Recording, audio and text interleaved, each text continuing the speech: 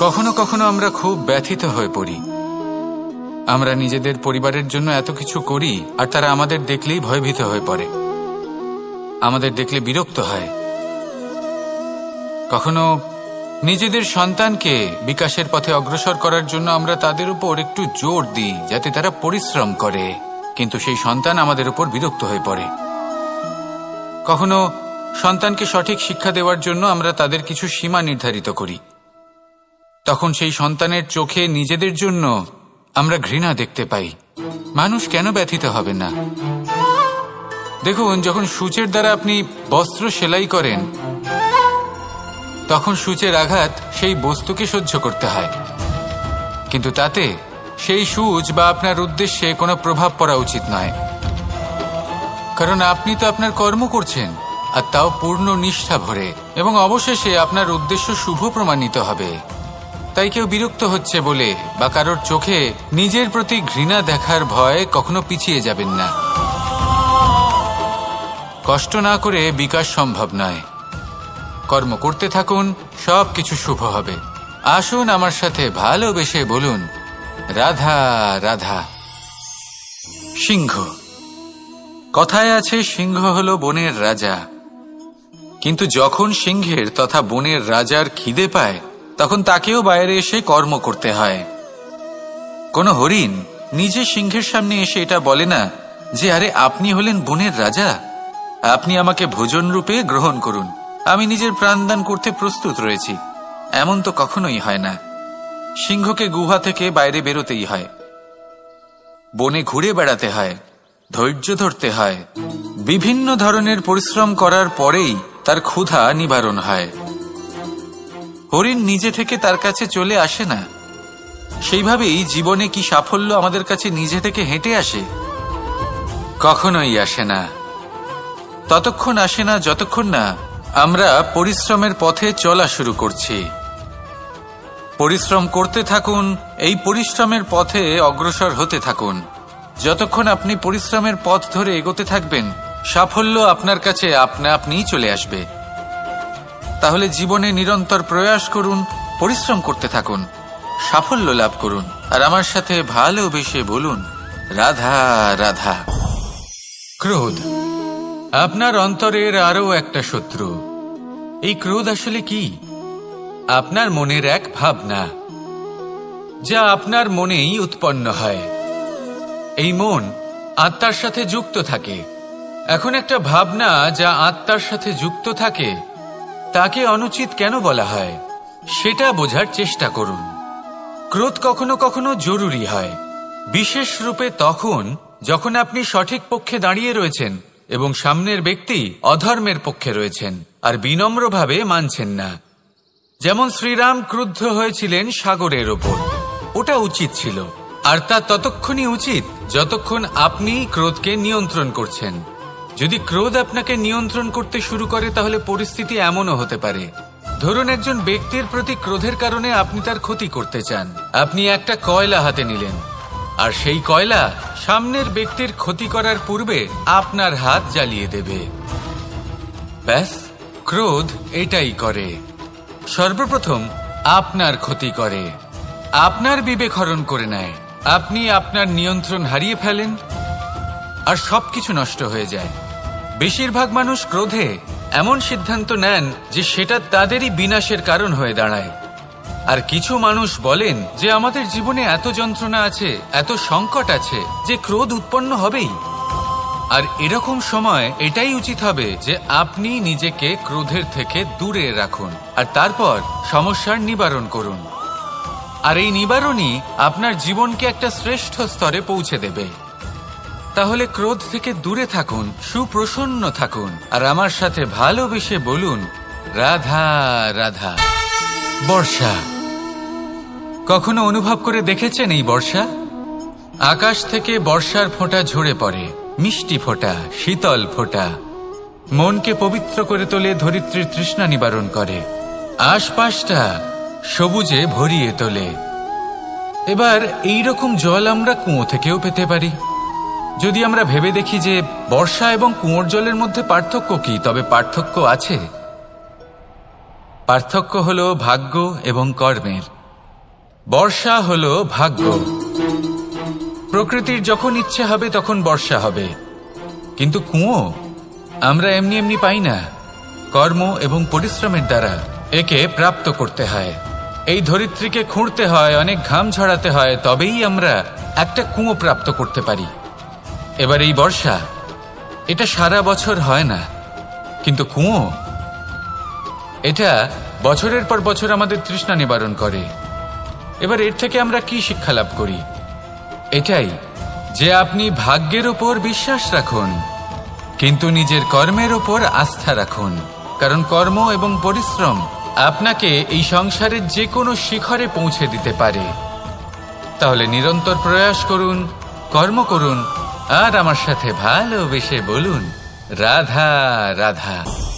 এই সংসারে বড়ই বিচিত্র এক শব্দ আছে, মূল্য।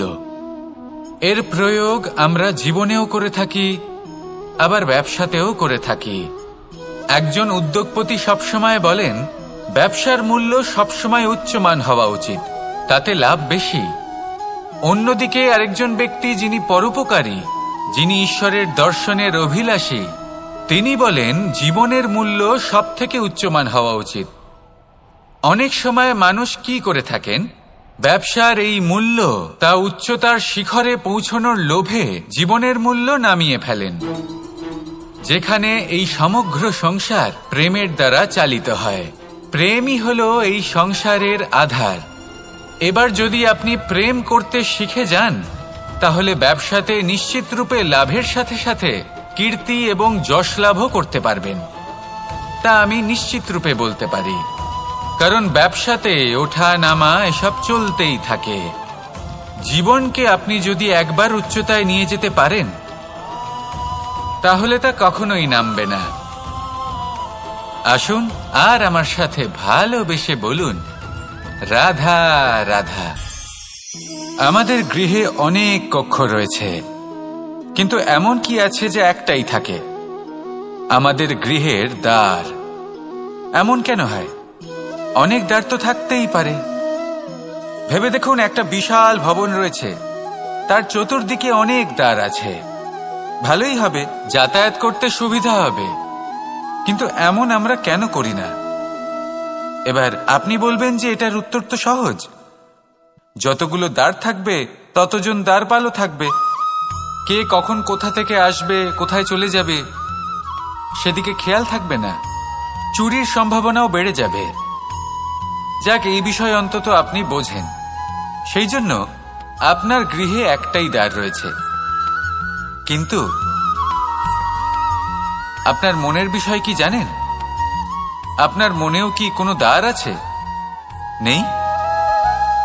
তার মানে যে কোনো ব্যক্তি যেখান থেকে খুশি আসতে পারে, আর আপনার মনে যা খুশি প্রবেশ করিয়ে চলে যেতে পারে। কোনো বাধার সম্মুখীন না হয়ে কোনো ব্যক্তি আপনার মনে যা কিছু প্রবেশ করিয়ে চলে যাবে, তা সে আমাদের পক্ষে শুভ হোক, অশুভ হোক, বা যতই ঘাতক হোক না কেন। সেই ভাবনা হতে পারে বাসনাময়, ক্রোধে পরিপূর্ণ, মতভেদে পরিপূর্ণ, বিদ্বেষ বা অহংকারে পরিপূর্ণ, বা কোনো ব্যর্থ ভাবনা হতে পারে। বিশ্বের যে কোনো ভাবনা মনে এসে বসবাস করতে পারে। এবার মনে যা ভাবনা থাকবে, মন সেটাই অনুভব করবে। নেতিবাচক ভাবনা যদি মনে ঘর করে, মন সুখ অনুভব কি করে করবে? সেই জন্য আবশ্যক হলো মনের মাঝে ইতিবাচক সত্তার দ্বার গড়ে তোলা। অর্থাৎ কোনো ভাবনা যদি আসে এবং ইতিবাচক হয়, তাহলে তাকে মনে প্রবেশ করতে দিন। যদি তা আপনাকে আর্থিক, সামাজিক, পারিবারিক, আধ্যাত্মিক লাভ দেয়, তাহলে তাকে প্রবেশ করতে দিন। যদি না দেয়, যদি তা নেতিবাচক ভাবনা হয়, তাকে দ্বার থেকেই আবার ফিরিয়ে দিন। যত শুভ চিন্তায় থাকবে এই মন, ততই শুভ হবে আপনার জীবন।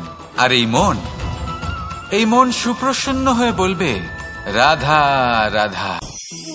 এবার ধরুন আমাকে দ্বারকা থেকে হস্তিনাপুর যেতে হবে, আর পথে আমি প্রত্যেকটা এমন স্থানে দাঁড়াচ্ছি যেখানে আমার মন আপ্লুত করার মতো কোনো দৃশ্য দেখতে পাচ্ছি, বা কোনো ব্যক্তিকে দেখতে পাচ্ছি, বা কোনো প্রসঙ্গ দেখতে পাচ্ছি, বা কোনো নাটক দেখতে পাচ্ছি। তাহলে কি আমি কখনো হস্তিনাপুরে উচিত সময়ে পৌঁছতে পারবো? কখনোই নয়। মানুষকেও ঠিক এই কথাটাই মাথায় রাখতে হবে। মানুষ মনের মধ্যে একটা লক্ষ্য স্থির করেন, সেই পথে অগ্রসর হয়ে পড়েন। এবার সেই পথে এগোতে এগোতে অনেক মানুষজন, অনেক ঘটনা, অনেক সমস্যা চলে আসে, যার ফলে তার মন বিচলিত হয়ে পড়ে। যদি মন বিচলিত হয়ে যায় তাহলে লক্ষ্যের প্রতি কিভাবে একাগ্রচিত্ত হবেন? সেই জন্য অত্যন্ত আবশ্যক যে আপনি সময়ের সদ্ব্যবহার করুন সেই পথে চলার জন্য। সেই পথে সামনে এগোতে থাকুন, চোখ থাকবে শুধু লক্ষ্যের দিকে। যখনই আপনি বুঝবেন যে আপনি লক্ষ্যভ্রষ্ট হচ্ছেন, আবার সেই পথে নিজেকে টেনে আনুন। ঠিক এইভাবেই এগোতে থাকুন, সাফল্যের শিখরে গিয়ে পৌঁছন, আর সেখানে গিয়ে আনন্দের সাথে উচ্চ স্বরে বলুন, রাধা রাধা। কখনো কোনো নদীকে দেখেছেন? একই আকার, একই স্থান, শুধু প্রবাহিত হতে থাকে। এর মধ্যে কখনো কোনো অপদ্রব্য ফেলে দেখুন, দেখবেন সেটা বেশিক্ষণ সেখানে থাকে না। সেটা নদীর সাথে বইতে থাকে, আর বয়ে যেতে যেতে সাগরে সমাহিত হয়ে যায়, আর শেষ পর্যন্ত সাগর সেটাকে তটে ফেলে দেয়। কিছুটা এমন হওয়া উচিত আমাদের বিচারধারাও। এক স্থানে তা স্থগিত হওয়া উচিত নয়, এটা সবসময় প্রবাহমান হওয়া উচিত।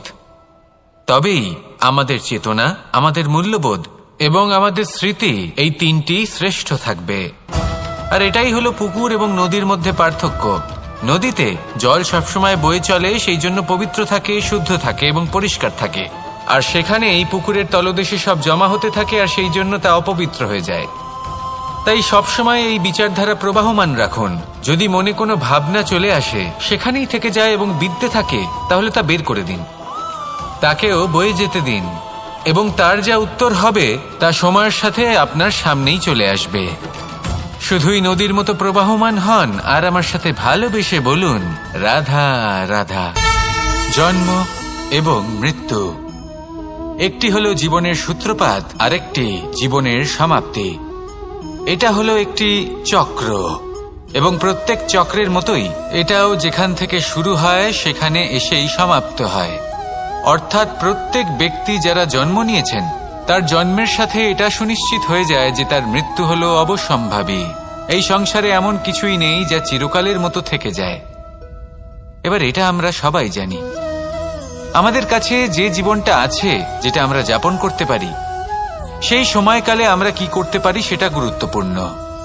এমন কিছু করুন যার ফলে মৃত্যুর পরেও আপনি অমর হয়ে থাকবেন। আমাদের কথা, আমাদের কর্ম এই সংসারে প্রেরণা প্রদান করতে পারে। আর যদি আমরা প্রেরণা নাও জোগাতে পারি, তাও এই সন্তোষ বোধ যেন থাকে যে আমরা আমাদের জীবন ব্যর্থ হতে দিইনি। এই জীবন যাপন করার ইচ্ছেতেই আমরা সময় ব্যর্থ করে দিই।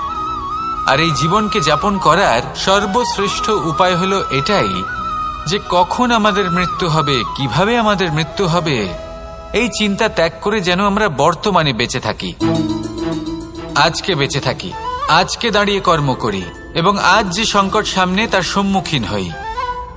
ভবিষ্যতের পথ নিজে থেকেই উন্মুক্ত হবে। আপনার জীবনে অনেক বড় বড় বিপদরূপী পাথর আসবে। সেই পাথরগুলিকে এতটাই দুর্বল করে দিন যাতে সেই পথ আপনি অগ্রসর হওয়ার পরে আপনার পেছন পেছন যে সেই পথ দিয়ে আসবেন, তিনিও যেন সহজেই পাথর চূর্ণ করে সামনে অগ্রসর হতে পারেন। মনে রাখবেন, আপনার প্রচেষ্টারও একটা মাহাত্ম্য আছে। যদি আপনি কোনো কেল্লার শিখরে পতাকা উত্তোলন নাও করতে পারেন, তাহলেও আপনার প্রচেষ্টার যে মাহাত্ম্য তা কখনো কমে যাবে না। সেই জন্য প্রচেষ্টা করতে থাকুন, আর আমার সাথে ভালোবেসে বলুন, রাধা রাধা। শব্দ, শব্দ আসলে কি? শুধুই কয়েকটি অক্ষরের সমষ্টি, নাকি আমাদের বাণী? এই শব্দ এমন এক শক্তি যা কাউকেই নিজের বশবর্তী করে ফেলতে পারে। শব্দ এমন এক অস্ত্র যা কাউকে ক্ষত বিক্ষত করে দিতে পারে।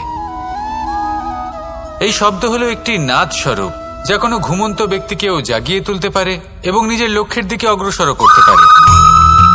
শব্দে এত শক্তি আছে যে কারোর মনে এতটা আঘাত দিতে পারে যে সে হয়তো জীবনে আর কখনো এগোতেই পারল না।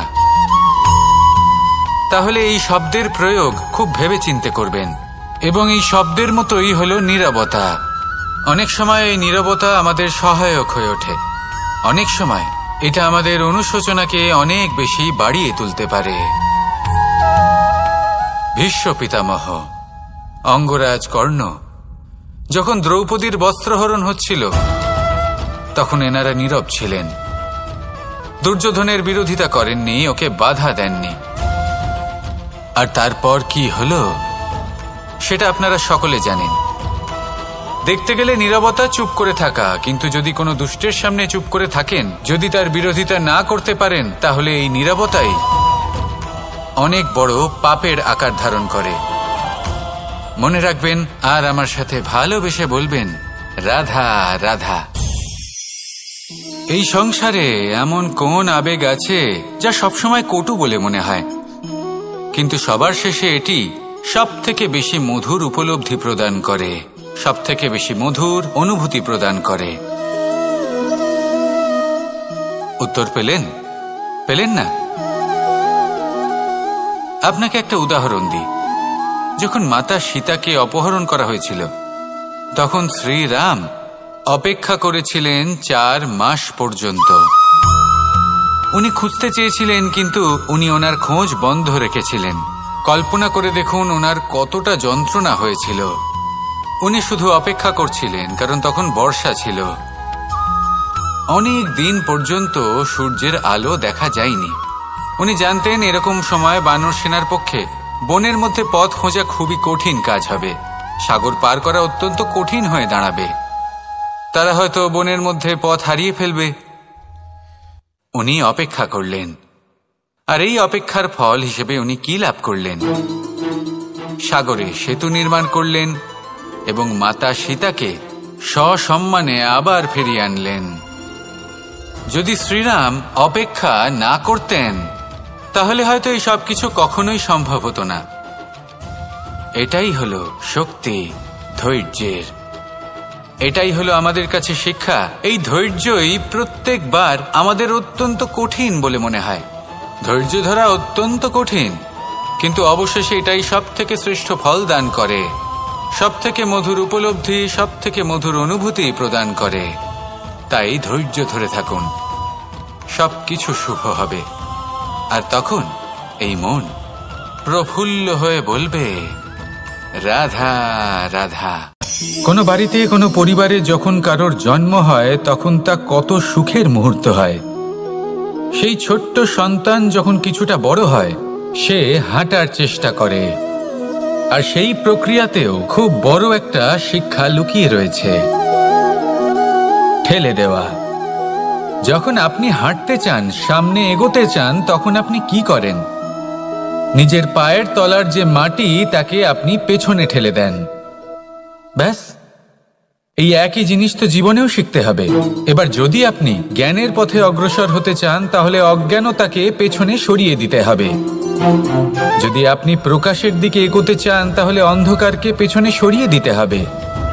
যদি আপনি ভবিষ্যতে সফল হতে চান, তাহলে অতীতের যে অসফলতাগুলিকে পেছনে সরিয়ে দিতে হবে। যে জল বইতে বইতে থেমে যায়, তাকে আমরা নালা বলে থাকি। তার থেকে দুর্গন্ধ বের হয়। কিন্তু যে জল বইতেই থাকে, তাকেই আমরা পবিত্র জল বলি। তাহলে আপনিও কর্ম করতে থাকুন, কখনো থামবেন না। আর আমার সাথে ভালোবেসে বলুন, রাধা রাধা। কখনো কখনো আমাদের জীবনে দুঃখ আসে, এবং তার কারণ হলো সন্দেহ।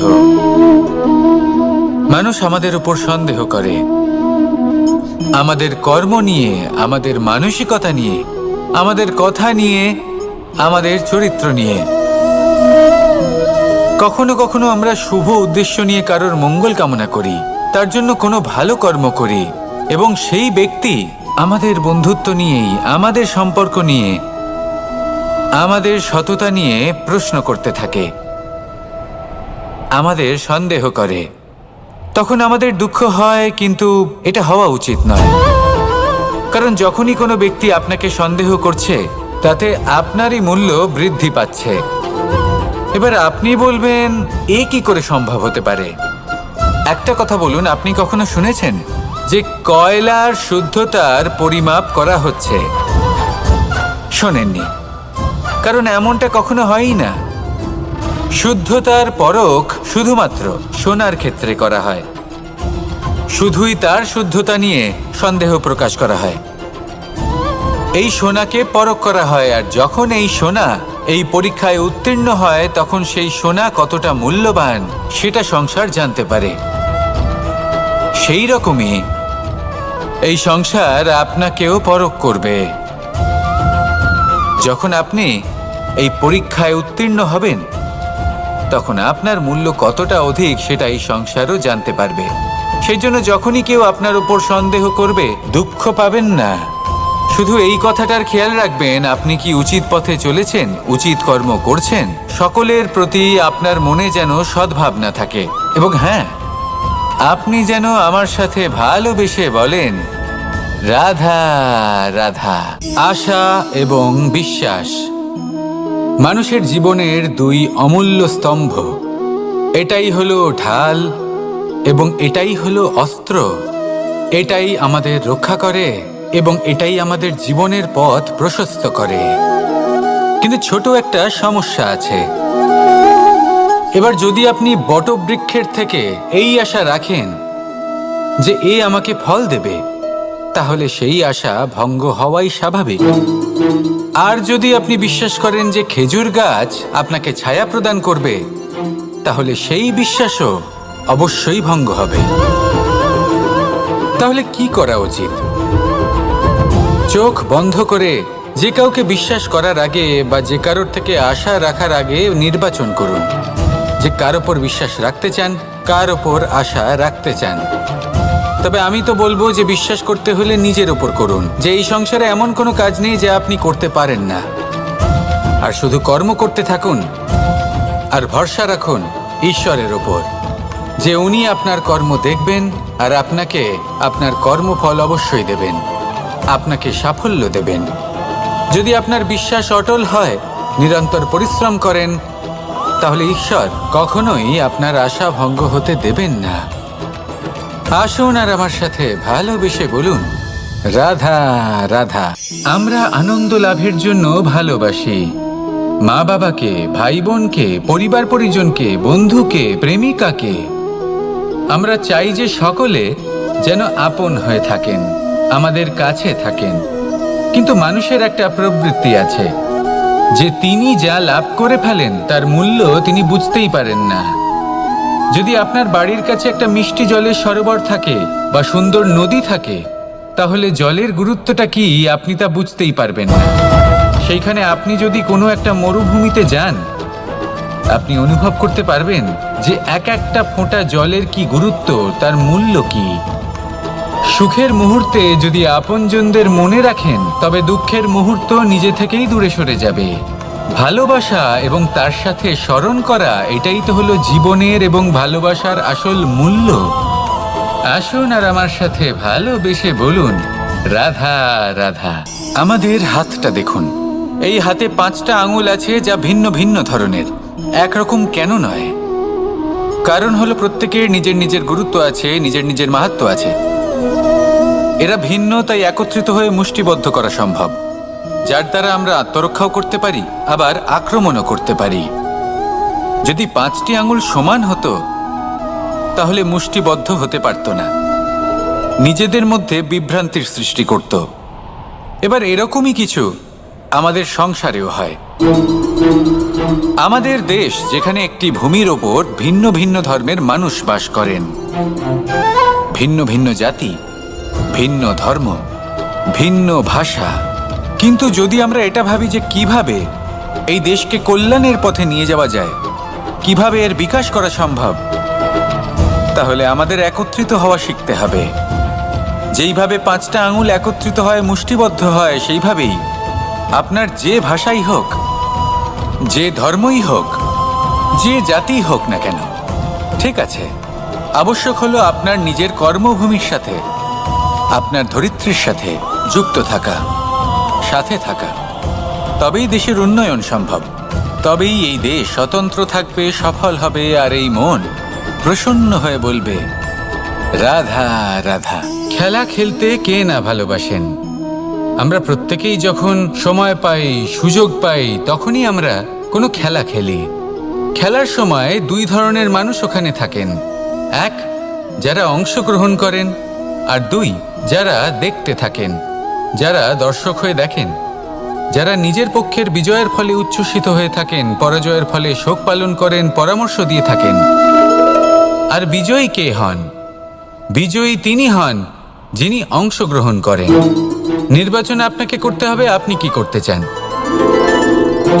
আপনি কি খেলোয়াড় হতে চান নাকি আপনি দর্শক হতে চান?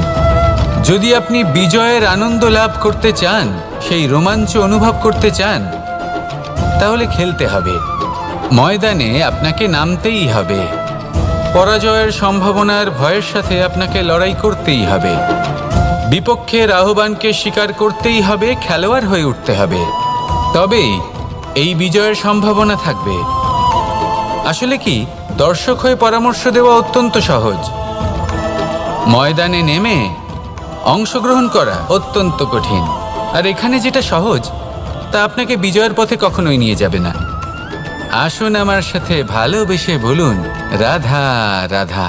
এই সংসারে এমন কখনোই হবে না যে আপনি কিছু একটা করলেন কিন্তু তার মূল্য আপনাকে দিতেই হলো না। যে কোনো কাজের জন্য, যে কোনো কর্মের জন্য আপনাকে মূল্য দিতেই হবে। প্রকৃতিও আমাদের এটাই শেখায়। আকাশে দেখুন সূর্যকে, প্রত্যেকদিন আমাদের প্রকাশ প্রদান করেন। এনাকে সূর্যনারায়ণ বলা হয়। ইনি কি মূল্য প্রদান করেন? নিজে জ্বলতে থাকেন। ধরিত্রী মাতা, এই ভূমি, ইনি কি মূল্য প্রদান করেন? প্রহার সহ্য করেন। আমরা এই ধরিত্রীতে প্রহার করে মাটি খুঁড়ে তাতে বীজ বপন করি, তবেই আমরা অন্ন লাভ করি, তবেই ফসল পাই। জীবনে যদি আপনাকে সফল হতে হয়, সম্মান পেতে হয়, যশ পেতে হয়, তাহলে আপনাকে মূল্য দিতেই হবে। যদি আপনি সাফল্য লাভ করতে চান, তাহলে দিন রাত আপনাকে ত্যাগ করতে হবে, যেখানে সমগ্র সংসার সন্তোষ অনুভব করছে, আর আপনাকে করতে হচ্ছে পরিশ্রম। যদি আপনি সম্মান প্রাপ্ত করতে চান, তাহলে আপনাকে সেই সুখ ত্যাগ করতে হবে যা সবার কাছে রয়েছে। যদি আপনি যশ লাভ করতে চান, তাহলে নিজের অন্তরকে মেরে ফেলা আপনাকে শিখতে হবে, তবেই আপনি যশ লাভ করবেন। জীবনে শুধুমাত্র ধন মূল্যবান নয়, কিন্তু এই যে মূল্যের কথা আমি বলছি, সেটা যদি আপনি দিতে পারেন, তাহলে নিশ্চিত রূপে এটা আপনাকে আরো মূল্যবান করে তুলবে, নিশ্চিত রূপে গড়ে তুলবে। তাহলে এটাই করুন আর আমার সাথে ভালোবেসে বলুন, রাধা রাধা। মানুষের শরীর থেকে যা কিছু নির্গত হয় সবই পচনশীল, তা থেকে দুর্গন্ধ বেরোয়, একটা ঘৃণাবোধ জন্ম নেয়। আমাদের রক্ত হোক, অবশিষ্ট হোক, ঘাম হোক, নিঃশ্বাস হোক, আবার এমনকি যখন আমরা মনুষ্য শরীর ত্যাগ করি, তারপরেও এই শরীরেও পচন ধরে, তার থেকে দুর্গন্ধ বেরোয়। কিন্তু বিষয়টা হলো, এটা আমাদের হাতেই নেই। তাহলে আমাদের হাতে কি রয়েছে? আমাদের কর্ম, আমাদের উদ্দেশ্য আর আমাদের বাণী। যদি এইগুলো শুভ রাখেন, তাহলে শুধু নিজে সুগন্ধিত থাকবেন না, এই সমগ্র সংসারকে সুগন্ধিত করে তুলবেন। কথায় আছে যে বাণীর থেকে অধিক মূল্যবান আর কিছুই নেই। সেই জন্য যে কোনো কথা বলার আগে নিজের শব্দকে নিজের মনের তুলাদণ্ডে মেপে দেখুন, তারপরে তার প্রয়োগ করুন। কখনো কখনো এমনও হতে পারে যে আপনার কথা কারোর জীবনে আশীর্বাদ হয়ে দাঁড়ালো, যার দ্বারা হয়তো সে শক্তি এবং প্রসন্নতা লাভ করলো। আবার এমনও হতে পারে যে আপনার কথা হয়তো কারোর মনে এমন আঘাত দিল, সে সেই আঘাত কোনোদিনও ভুলতে পারল না। আসুন আমার সাথে ভালোবেসে বলুন, রাধা রাধা। যদি আমি স্থির করি, যদি নিশ্চিত করি একটা মূর্তি গড়ে তুলব, আর কিছুক্ষণ সেই কাজটা করে আবার কিছুক্ষণ পরে বন্ধ করে দিই, আবার কিছুক্ষণের জন্য কাজটা করে আবার সেই কাজ বন্ধ করে দিই, আবার কিছুক্ষণের জন্য কাজটা করে বলি ক্লান্ত লাগছে, কিছুক্ষণের জন্য বিশ্রাম নিয়ে নিই, যদি এইভাবে আমি কাজটা করি, তাহলে কি এই কাজ উচিত সময় এবং উচিতভাবে সম্পন্ন হবে? কখনোই নয়। শুধু তাই নয়, যে কোনো কাজ যদি পূর্ণ করতে হয়, উচিতভাবে করতে হয়, উচিত সময়ের মধ্যে করতে হয়, তাহলে প্রয়োজন সততার এবং অখণ্ড প্রচেষ্টার।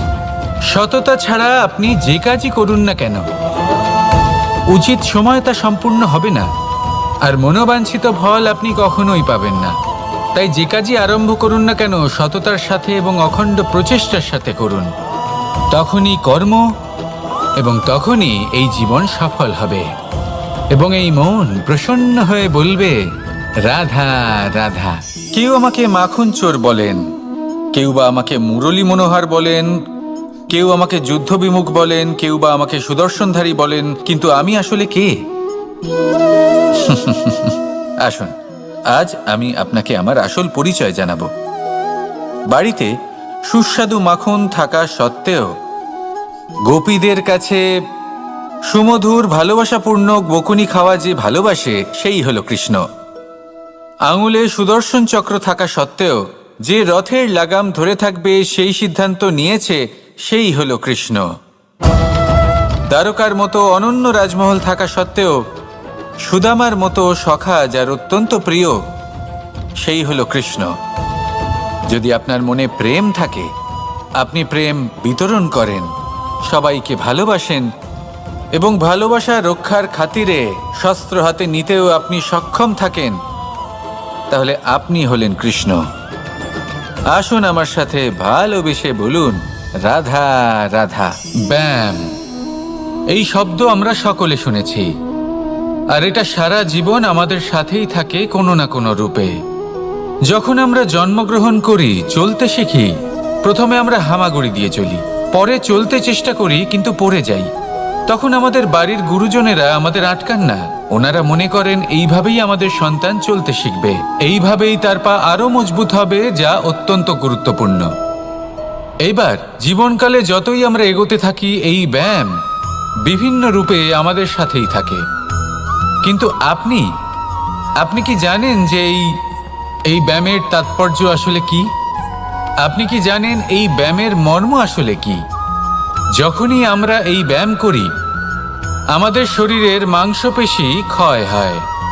প্রথমে তা ক্ষয় হয়, তারপর আবার তা নির্মিত হয়। আরো শ্রেষ্ঠ, আরো শক্তিশালী মাংসপেশি আমরা লাভ করি। অর্থাৎ এই ব্যায়াম হলো সৃজনের বিজ্ঞান। এই ব্যায়াম আমাদের জন্য অত্যন্ত আবশ্যক। সেই জন্য জীবনে যখনই কোনো কিছু নষ্ট হয়ে যায়, চলে যায়, তখন হতাশ হয়ে পড়বেন না, তাকে পুনর্নির্মাণ করার চেষ্টা করবেন। আর এই শিক্ষা আমরা লাভ করি পাখিদের থেকে। যখনই বর্ষা হয়, ঝড় আসে, যখন পাখির বাসা ভেঙে চুরমার হয়ে যায়, তারা হার মেনে নেয় না। সে আবার অল্প অল্প করে সব খুঁজে একত্রিত করে আবার নিজের বাসা বানিয়ে তোলে, পুনরায় এক জীবনকে জন্ম দেয়, এক নতুন পরিবারকে জন্ম দেয়। তাই মনে রাখবেন, জীবনে এইভাবেই যদি আপনি নির্মাণ করতে চান, সৃজন করতে চান, তাহলে সেই নির্মাণের জন্য ভাঙনের অভিজ্ঞতা থাকা অত্যন্ত আবশ্যক। ভগ্ন বস্তুকেও সম্মান করা অত্যন্ত আবশ্যক। এই আচরণ মনে নিয়ে আসুন, মন প্রসন্ন হয়ে বলবে, রাধা রাধা। যখন আমরা কোনো বনে প্রবেশ করি, তখন এই সবুজ ঘাস দেখে, এই কোমল ঘাস দেখে আমাদের মন প্রফুল্ল হয়ে ওঠে। ভিন্ন ভিন্ন প্রজাতির ফুল, ভিন্ন ভিন্ন রঙের ফুল দেখে এই মন আনন্দে ভরে ওঠে। এখানে শিশুরা আনন্দ লাভ করে, বড়রা ভোজন গ্রহণ করেন, কথাবার্তা বলেন, হাঁটাহাঁটি করে বেড়ান। এবার ভেবে দেখুন, যখন এই উপবনের নির্মাণ হয়েছিল, সেই সময় যদি এই মাটিকে সঠিকভাবে খনন না করা হতো, যদি তাতে সঠিকভাবে বীজ রোপণ না করা হতো, যদি কোনো সংঘর্ষ না হতো, পরিশ্রম না করা হতো, যদি চলতে চলতে পায়ে কাঁটা না বিঁধে যেত, তাহলে এই সুন্দর বন দেখে আমরা কি এই আনন্দ লাভ করতে পারতাম? কখনোই নয়। ধরুন কোনো নদীর তটে সুন্দর একটি বন আছে, সেই বনের আনন্দ লাভ করতে গেলে আপনাকে সেই নদী পার করতেই হবে। যদি সুখের নদীর কাছে পৌঁছতে চান, তাহলে তটে যে কাঁটা রয়েছে সেগুলোর সাথে সংঘর্ষ করতেই হবে। এই সংসারে যদি আপনি সুখ লাভ করতে চান, তাহলে সুখ লাভের এই যাত্রা শুরু করতে হবে সংঘর্ষ দ্বারা। তাহলে সংঘর্ষকে স্বাগত জানান, এর পেছনেই সুখ রয়েছে যা আপনার জন্য অপেক্ষা করছে। এবার হাসুন আর আমার সাথে ভালোবেসে বলুন, রাধা রাধা। এই সংসারের সব থেকে কঠোর ধাতুর মধ্যে একটি হলো লোহা। লোহা দিয়ে আমরা অনেক অস্ত্র শস্ত্র লাভ করি, অনেক বস্তুও লাভ করি। এবার এই লোহাকে কাটার জন্য, একে কোনো আকার দেওয়ার জন্য কি প্রয়োগ করতে হয়? লোহা। এবার এই কথাটা আমরা সকলেই জানি যে লোহার দ্বারাই লোহাকে কাটতে হয়। এবার এই কথা আমি আপনাকে কেন বলছি? এরপরে খুব বড় একটা প্রশ্ন আসে, যা খুব বড় শিক্ষা দিয়ে যায়। এটা কেন হয় যে আমরা একটা লোহা দিয়ে একটা লোহাতে আঘাত করছি, কিন্তু যে লোহা দ্বারা আঘাত করছি তার আকার বদলাচ্ছে না, যার উপর প্রহার করছি তার আকার বদলাচ্ছে? এতে পার্থক্যটা কোথায়? পার্থক্য হলো তাপমাত্রার। দেখুন, যে লোহাকে আমরা কাটতে চাই তার তাপমাত্রা বাড়াতে হয়, তাকে গরম করতে হয়। আর যে লোহা দ্বারা আমরা আঘাত করতে চলেছি সেই লোহা আমাদের ঠান্ডা রাখতে হয়। অর্থাৎ ঠান্ডা লোহা গরম লোহাকে কেটে দেয়। এবার এই শিক্ষা কি আমাদের জীবনে যথেষ্ট নয়? আমাদের জীবনে অনেক সমস্যা আসতে পারে, কিন্তু আমাদের এই বিষয়ে বিশেষ খেয়াল রাখতে হবে যে আমাদের মনকে আমরা যেন ঠান্ডা রাখি, এই মস্তিষ্ককে শান্ত রাখতে হবে। যদি আমরা ক্রোধ বা ঈর্ষার আগুনে জ্বলতে থাকি, বিদ্বেষের আগুনে জ্বলতে থাকি, তাহলে আমরাও সেই লোহার মতোই হয়ে যাব যার তাপমাত্রা অত্যন্ত বেশি। তখন যে কেউ এসে আমাদের বিচ্ছিন্ন করে চলে যাবে। মনে রাখবেন, যিনি যত বেশি স্থির বুদ্ধির অধিকারী, যিনি হলেন সবথেকে বেশি শান্ত, তিনি হলেন সবথেকে বেশি বলশালী। তাহলে শান্ত থাকুন আর আমার সাথে ভালোবেসে বলুন, রাধা রাধা।